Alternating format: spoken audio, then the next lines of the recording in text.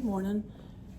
My name's Samantha, and this presentation today is about, with a hearing loss, what would I miss?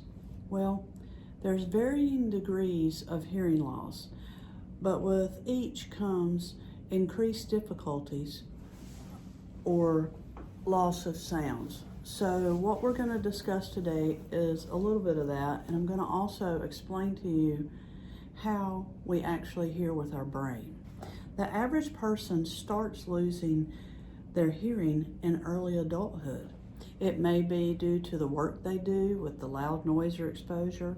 Our ability to hear depends upon sound waves that stimulates, that's air vibrations, and this stimulates the hair cells. We've all heard probably of hair cells in the inner ear, then converted vibrations into electrical impulses inside that inner ear, which are sent through the auditory nerve to the brain. And I'm going to show you right now how that process works. We actually hear with our brain. I know you may think, really? I don't think so, but you've seen people take their hand and cup their ear like this. They're actually capturing the sound to go right in here into their ear, okay? And I'm going to move the camera a little bit closer. I've already written on here just a little bit. So, and I believe it's backwards. So we'll just do this by drawing, okay? So as it goes in the ear here to this blue thing here is the eardrum, okay?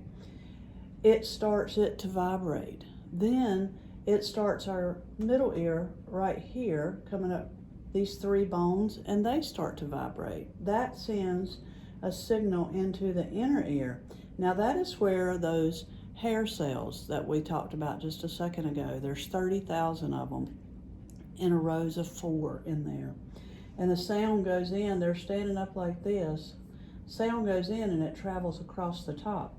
Then it sends a signal, a nerve signal, because they are nerves, so it sends a signal to this auditory nerve. You can see here the left ear sends it to the right lower lobe of the brain, and the right ear sends it to the left lower lobe of the brain. Now, that's how we actually hear, and that happens within a matter of seconds, okay? One of the first signs of hearing loss begins when we age, when the hair cells begin to degenerate. Our body grows old and things start to degenerate. Mainly those closest to the outer ear, which is this side right here going down and around, okay? That's where your high frequencies live. And here are a few examples of things that individuals with normal frequency hearing loss will miss out on. Rice Krispies in their milk, you know how they snap, crackle, and pop. The ticking of a clock, some of us might say, well, that doesn't bother me. Falling of rain. And I know when I got my hearing aids the first time when I left the office, it was raining that day, and I was so excited because I could hear the rain hitting the windshield. I called my husband and I told him it was just amazing. I had forgotten that I had heard that. Dripping of a faucet, maybe the cat purring or the meow of your cat, a stream, a shower, the ocean waves. These are all things, children's voices. Although it's normal for adults to lose the ability to process high frequency sounds, the gradual decline may even happen without you noticing it. Unfortunately, there is no way to reverse hearing loss. If you suffer from hearing loss, it may mean that you're unable to communicate with friends and family without asking them to repeat themselves. This could make you feel frustrated, embarrassed, withdrawn. These are things that shouldn't be happening, okay? It means that you have to turn up the volume on the TV to understand what people are saying. Sometimes patients will say, people are just mumbling. I don't know why they mumble. Restaurants are too loud. Social gatherings aren't fun anymore. And the reason being is they're having difficulty understanding that speech. Conversations take too much effort. Another familiar one is the telephone conversations are a struggle. A lot of people put their phones on speaker. It helps them hear a little better. One of the most common things that people say is, I hear people talking, but I don't understand. Do you ever think that everyday noises that you'd be missing out on? We're going to cover a few of those. Depending on the severity of your loss, we have levels, like I spoke of, levels of severity. You have, of course, normal hearing, then you have mild, then you have moderate, then you have severe, and then you have profound. And depending on that severity of the hearing, you could be missing out on some of your favorite sounds that you've grown to love over the years without even realizing it. Have you enjoyed the calming sounds such as the birds chirping, sitting out on the porch in the evening and hearing those birds sing in the springtime? When you take a walk through the woods, hearing the crunching of the leaves or the crackling of a bonfire in the evening? Or what about those daily sounds? Now, some of you will say, I don't want to hear that, but maybe the alarm clock waking you up. Some folks can't hear that alarm clock. Or your dog barking. We spoke about the cat purring. Maybe you can't even hear your cat meow. You might see their lips move, or their dog's lips move.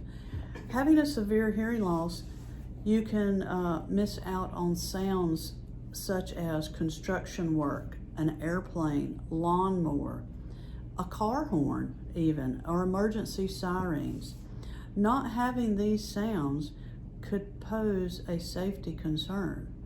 Just think about it. If you're driving in your car and you can't hear that siren coming up, or you can't hear that car horn warning you not to pull out, then that could be very much so a safety concern.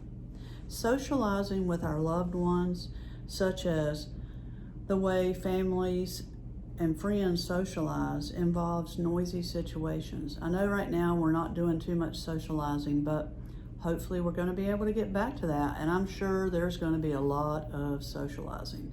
You don't want to miss out on that. You might have a child's birthday party, a dinner, a cookout, whatever your family or friends is doing. When it's safe to go, I know we're all going to be there. There's a common misconception. You may say, well, if I have a hearing loss, I would know it. This is a common quote heard by many hearing professionals. It's not necessarily a true statement, y'all. Hearing loss often develops over an extended period of time, and the onset is very gradual. Our brain naturally adapts because we hear with our brain. What I just showed you here, it is how it functions. We hear with our brain. Over time, it is why hearing loss sneaks up on us, and we don't realize it until a loved one starts telling us or a friend tells us. There may be many sounds in the world that are occurring, but you don't notice them due to that hearing loss and due to your brain beginning to forget those sounds. Therefore, you don't know what you're missing. You may say, well, I'm not missing anything, but you are missing things, and you would be surprised. I have my patients, when we do their first fitting, I have them for the week that they go out to keep a hearing journal. And that hearing journal, I want them to put in things that they're hearing that they haven't heard in a long time, and things that they hear that may not sound so good to them. It may be too loud or whatever. And when they come back in with these real world experiences that they haven't experienced in a long time, we make real world adjustments here in the office on the computer for them to go out and hear again. Straining to listen can make it more difficult to to communicate with family and friends. It can make it physically and emotionally tiring to hear conversations, especially the noisy situations. Someone experiencing difficulty hearing and understanding speech may ask a question like, "What? Huh? I'm sorry. Can you repeat that? Pardon me? I didn't get that." Or you may see them cupping their ear, like I said. You may see them leaning in. You may see them watching your lips move and paying attention to your gestures. We all gesture to comprehend what you're saying. Unfortunately, it's not often that a person will seek help from hearing professionals on their own. They have to be prompted by a family member, a loved one close to them, a friend. They're worried about that misconception of how they're going to look or somebody's going to see their hearing aids. Well, hearing aids have become so much smaller, and I have hearing aids on, and you're going to say, "Well, you got your hair down." Well, if I pull my hair back and I lean into the camera, can you see? All you can see is that little wire right there. You cannot see unless I pull my ear forward, then you see the hearing aid.